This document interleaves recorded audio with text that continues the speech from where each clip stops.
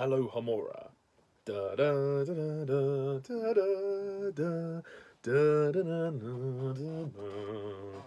Lovely John Williams music. Welcome, one and all, to my Harry Potter and the Philosopher's Stone re-review. Yes, I'm reviewing Harry Potter again. If you didn't know, I am a massive Harry Potter fan. I've loved Harry Potter ever since it first came out. I was 4 years old when the first one came out, and I am now 25. And the first movie is now over 20 years old, which is crazy. With the release of Fantastic Beasts: The Secrets of Dumbledore in a month, I decided it was a good excuse to go back and revisit the Harry Potter franchise. Surprisingly, I haven't watched the movies for quite a while. I don't know why. I'm sorry, but there we are. Also, the fact of the matter is my old Harry Potter reviews, whilst I do like them, I think perhaps maybe it is time for an upgrade. They are quite long-winded and they have those really cringy sketches at the beginning, and I'd kind of like to keep those in the past. And also, I can upload this review in HD. So that's as good an incentive as any, and maybe my opinions will change on some of the movies, who knows. So, and it's been about 4 years since I last reviewed the movies, so enough time has passed. But anyway, welcome to my review of Harry Potter and the Philosopher's Stone, which is the first one. I have the box set on Blu-ray of all 8 movies. Yep, and I do own the 2 Fantastic Beasts movies as well. So yeah, it's a pretty nifty set, and they do each come with a bonus disc as well. This is how all the things look. Maybe I'll unbox it one day. So, the Philosopher's Stone, or, well, the Sorcerer's Stone if you live outside the UK. But I'm going to call it Philosopher's Stone because that's how I've always known it. So, the plot of the Philosopher's Stone, well, you don't really need me to tell you, but for the sake of the style of my reviews, I'm going to anyway. An orphaned boy enrolls in a school of wizardry where he learns the truth about himself, his family, and the terrible evil that haunts the magical world. So yeah, Harry Potter and the Philosopher's Stone. Well, I mean, Harry Potter is one of the biggest franchises still going today. I mean, J.K. Rowling created something, no pun intended, pretty darn magical. The books were amazingly successful, the films were amazingly successful, the franchise is still going on with Fantastic Beasts, as well as The Cursed Child, in, you know, stage play and novel, and there's so much Harry Potter memorabilia. The studio tour is still going on. I've been to the studio tour multiple times. Harry Potter Resort in Orlando is still open, so it's not like pandemonium for this franchise has died down. It has maintained since the Potter movies have finished. Obviously the Beasts movies are still going on, but you know, the momentum of the franchise is still there, which is really amazing to see, and it's really amazing to see so many people still in support of this series. But in terms of the movies, let's go back to where it all started. So, Harry Potter and the Philosopher's Stone, I absolutely love this movie. Yep, this movie is absolutely fantastic, and I can't believe that I only gave this movie a 9 out of 10 before. What was I thinking? This film is pure magic, and I don't mean to be sarcastic when I say that. I'm being absolutely genuine. It is magical. This movie is amazing. It's just the best introduction we could have ever had for this series. Its storytelling is absolutely sublime. It sets up the story of the overall franchise perfectly, and you know, you couldn't ask for more. You know, it gives you the basic premise of what you need to know, the backstory about Harry's parents and what happened to them, and also introducing Voldemort, and then introducing Harry into the whole magical world, which is fascinating. And it leaves you wanting more by the end. By the end of that 2.5 hours, you want more. Of course, the story is yet to continue. This is only the first installment of, well, in terms of the films anyway, it's an 8-part series, but the books, 7 parts. So there's plenty more to come. But what I love about The Philosopher's Stone is the way that it just sucks you in. It is just so immersive. And even to this day, bearing in mind some of the CGI effects are probably a bit dated, the world and the visuals, the world of Hogwarts is beautiful. It's just so beautiful the way it kind of just brings you in. Like, Harry is definitely, you know, our audience character. We are on this journey with him, going to this world, and we are just as impressed and reacting to everything as he is. Of course, along the way, we have Ron and Hermione as well. I'm not going to go through the entire cast, because otherwise I'll be here till Christmas, but I'll start off by saying the child actors in this movie are just phenomenal. Wow. Daniel Radcliffe, Rupert Grint, and Emma Watson, they carry this. I mean, even though this is like their first movie, they are so professional. They are really, really good and very mature for their ages, and they work well as a trio. You can see this chemistry building, and it will maintain until the end of the series, of course. The other child actors are all really good as well. I'm not going to shout them out by name, because I'll be here for ages. But what I will say is that Tom Felton is also really good as Draco Malfoy. He will get a bit more to do as the series progresses, but in this first film, I like the rivalry that he has with Harry. Like the scene where he steals Neville's Remembrall, and Harry flies on his broom to try and pursue Draco, and then Draco throws it, and then Harry chases after it. But they also have some other moments, like when they meet, and he tries to shake his hand, and then Harry says, "I think I can tell the wrong sort for myself, thanks." Again, just kind of planting the seeds of what we're yet to see. I mean, the rivalry will obviously increase in The Chamber of Secrets, which is the next movie. All three of the leads are terrific. Daniel Radcliffe particularly is great. He has a lot of emotional range as well, particularly with the scene with the mirror, which is actually my favourite scene in the film. It's just so emotional. It's so beautiful, and we see instantly the yearning that Harry has for his parents, because as we know, Harry's parents died when he was a baby, so he didn't really get to know them, and he was left on the doorstep of his aunt and uncle and cousin, who are all pricks. Yeah, the first act of the movie is a little slow. It does take its time to build you in and to give you the setup of Harry's situation. So he's with his aunt and uncle, then this big bloke called Hagrid comes along and says, "You're a wizard, Harry," and takes him away to the magical world, and it's a really it's a really interesting first act.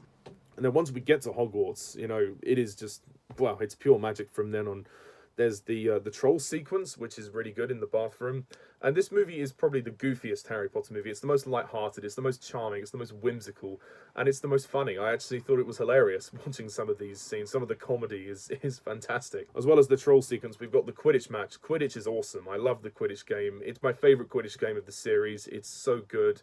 It's so brutal. As well as it tying into the story with Harry's broom going ski whiff, and Hermione trying to stop, well, at the time they think, Snape from using a spell, but it's actually Quirrell, and they create the distraction by lighting Snape's cloak on fire, which is good. We also have the finale of the movie, which I think is very entertaining, where we get treated to this big gigantic chess game, this wizard's chess, which is awesome, where the pieces come alive and attack each other, and Ron really gets to show his sort of leadership qualities there, which is amazing. And it just also shows that Ron isn't just a comedy character.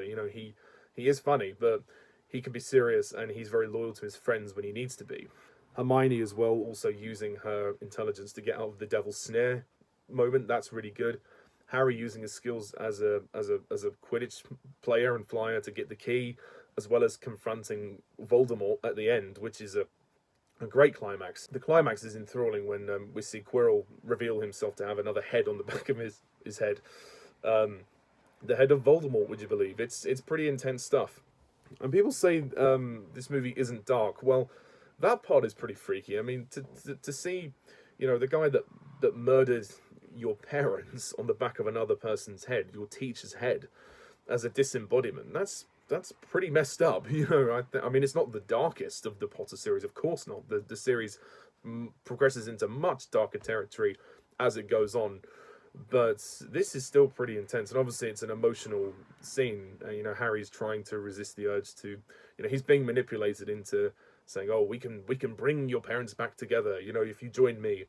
But he says, "No, you liar." Of course, Harry is much more intelligent than that, and he realizes that, I need to kind of stop this guy. Other cast members I'll quickly go over. The main one to mention is Robbie Coltrane as Hagrid. He's also really good. He's so charming. This is definitely his best performance of the series. He gets a lot to do, and you love the guy. He's such a lovable character. Richard Harris, rest in peace, as the original Albus Dumbledore, who in my opinion is the best Dumbledore. I think he's the most warm, he's the most lovable, and he's the most wise. I do like Michael Gambon, and I do like Jude Law, but Richard Harris is my favourite. Maggie Smith as Professor McGonagall, she's fantastic. Especially like the effect when she transforms in and out of a cat. That's quite good. When Ron says, "That was bloody brilliant." "Well, thank you for that assessment, Mr. Weasley." Harry Melling as Dudley, he's quite funny. And Fiona Shaw as Aunt Petunia, Rich Griffiths as Uncle Vernon. Again, rest in peace. Some of the Potter cast are no longer with us, which is a shame. But they're very good and very funny in the opening scenes, especially when the letters are all flying around and they're saying, "We're going away, far away, where they can't find us. Daddy's gone mad, hasn't he?" I was cracking up laughing at a lot of these scenes. That's just so funny. I forget how funny they are really quite special. Ian Hart as Professor Quirrell, Warwick Davis as Professor Flitwick, as well as the Goblin at the bank, Vern Troyer as Griphook, John Hurt as Mr. Ollivander as well, the guy who sells Harry his wand. And that's a very interesting sequence as well, when we get a bit of insight into the wand, which will later be revealed in the as the series goes on. And of course, the late great Alan Rickman, rest in peace, as Severus Snape. He's really good. We don't get too much development with him in this one because this is only the first one, but we do get to see, we kind of get to see the sort of darker side of him. We see him as a very reserved character. He's innocent in terms of the mystery of the story, but he does appear to be the prime suspect in the mystery, as Harry, Ron and Hermione assume, because he's so, yeah, the way he comes across is very sort of intense, very reserved, and he's got dark hair and he dresses very dark, so they just, yeah, and they assume, from what they see at the Quidditch match, that he is the guy behind all this, which of course is not the case. And I like the fact as well that as much as this is a story about, you know, magic and whimsy and, you know, this, you know, Harry being brought into the magical world, it's a story about love, you know, friendship, loyalty and family, as explained in Hermione's line when she says, you know, books and cleverness, there are more important things, friendship and bravery. So yeah, I think they got the heart of the story really well, and I think that's what's great about Chris Columbus as a director, is that he's not only is he great with kids, he cut to the heart of the story, and that it is a very human story, despite the magic and the whimsy surrounding what's going on. There is a human emotional heart to this story, and that's what's really impressive about it, is that you can invest in all these characters. You know, they feel real. And that's why I think the series has held up so long, is because people identify with these characters and can see, you know, real aspects in them. And I think that, again, is why I love them, and why I think the film has held up so well over 20 years, and why it means a lot to me, talking about it today. And lastly, I do just want to mention the production design of the movie. The sets, wow, they look so good. I think the art department don't get enough credit for these movies. They deserved Oscars. They really did. I love the look of Hogwarts. It looks astounding. I mean, even J.K. Rowling admitted when she saw the set of Hogwarts the first time, it was exactly how she imagined it. So they couldn't have got it more perfect. And lastly, John Williams' amazing score for the movie is just wonderful. I mean, who doesn't know the classic da da da da da da da? I mean, it's awesome. Hedwig's theme is just one of the best pieces of music composed for film. It's so good, and this movie's just leaves you with a smile on your face at the end. It's just so uplifting, which is what I appreciate. I mean, compared to how the series later pans out, you know, make the most of the charm and the uplift, because it won't last forever. So I love this movie. I think it's absolutely brilliant. It is quite long. It is 2.5 hours long. So to some people it might be a little too long, but I actually don't mind. I think the pace of it's so brisk. There's a lot that fills in the runtime, and I think that it actually works being that long. And I'm going to give this movie an easy 10 out of 10.